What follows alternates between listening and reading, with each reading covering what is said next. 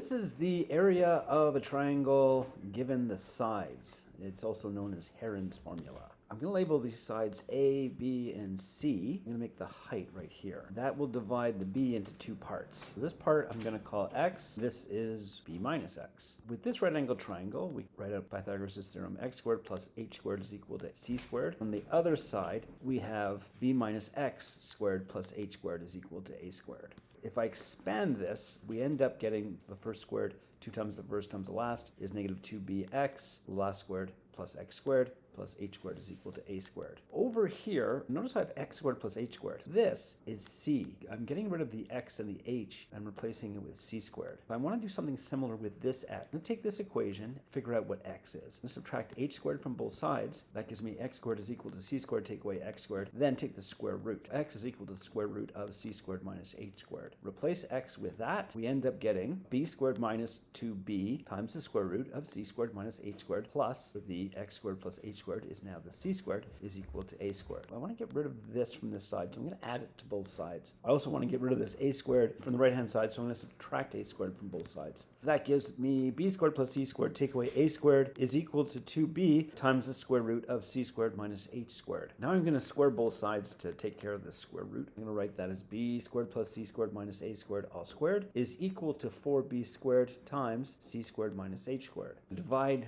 both sides by 4b squared. That gives us b squared plus c squared minus a squared in brackets all squared divided by 4b squared is equal to c squared minus h squared. I'm going to multiply both sides by -1. We get this. To isolate the h squared, I'm going to add c squared to both sides. C squared minus this whole thing, b squared plus c squared minus a squared all over 4b squared is equal to h squared. I need to get a common denominator of 4b squared, so I'm going to multiply the top and bottom of this thing by 4b squared. That gives me 4b squared times c squared over 4b squared minus the bracket b squared plus c squared minus a squared all squared divided by 4b squared. Then I can subtract the top and keep the bottom. End up with 4b squared, c squared, take away, open bracket, b squared plus c squared minus a squared, close the bracket, all to the power 2, divided by 4b squared. I'm going to write this as 2bc all squared. Then we can see that this is difference of squares. When you have difference of squares, it's square root of the first term plus the square root of the last term, b squared plus c squared minus a squared, times the square root of the first term minus the square root of the last term. The minus comes in and these all switch signs. So minus b squared minus c squared plus a squared. All divided by 4b squared is equal to h squared. I have this 2bc and I have a b squared and a c squared, so I'm thinking if I rearrange this, I get a perfect square trinomial. I bring the b squared over here, so I have b squared plus 2bc plus c squared, which is b plus c all squared. Same thing over here. If I bring the negative b squared to the front, I have negative b squared plus 2bc minus c squared, which is minus b squared minus b minus c all squared. Factor out the negative here. We have negative b squared minus 2bc plus c squared. This part right here is b plus c all squared. And this part, b squared minus 2bc plus c squared, is b minus c all squared. Rearranging it, I have a squared minus the b minus c all squared. I have difference of squares, and I have another difference of squares, so I'm going to do the difference of squares. Take the square root of the first term, b plus c, plus the square root of the last term, plus a, then the square root of the first term, b plus c, minus the square root of the last term, a. Then for this one, take the square root of the first term, a, plus the square root of the last term, b minus c, times the square root of the first term, a, minus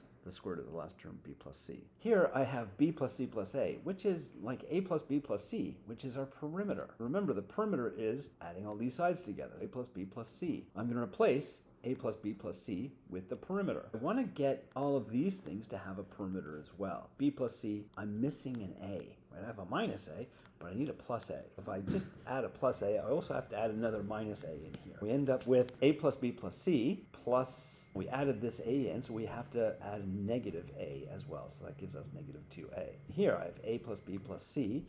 I'm going to add another negative c. I've added in this c. I have to add in a negative c to make it 0. I have a plus c. I have to add a b. If I add a b, I also have to add a negative b, which adds to negative b, giving us negative 2b. We have perimeter. Every time I have an a, b, and c, I'm going to replace it with perimeter. I have P, my perimeter, times P minus 2A times P minus 2C times P minus 2B, all divided by 4B squared. Take the square root of both sides. We end up with the height is equal to the square root of P times P minus 2A times P minus 2C times P minus 2B divided by 2B. Reorganizing these, we end up with with p times p minus 2a times open bracket p minus 2b times open bracket p minus 2c.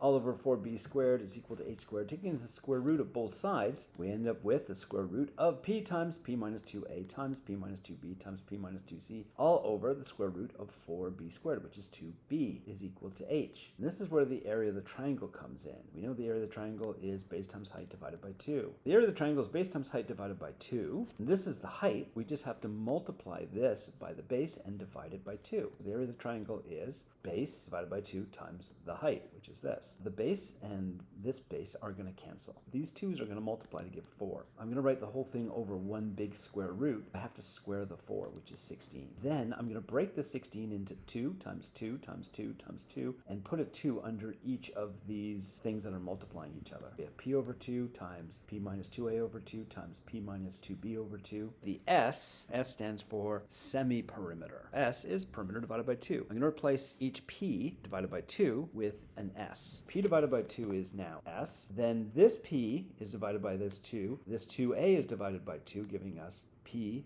giving us s minus a. The same thing happens here. The 2 divides the p, we get s. The negative 2b gets divided by 2, giving us negative b. The p is divided by 2, giving us s. The negative 2c is divided by 2, giving us negative c. And this is Heron's formula. The area of a triangle is the square root of the semi-perimeter times the semi-perimeter minus side A times the semi-perimeter minus side B times the semi-perimeter minus side C. That's it for Heron's formula. Have a good day.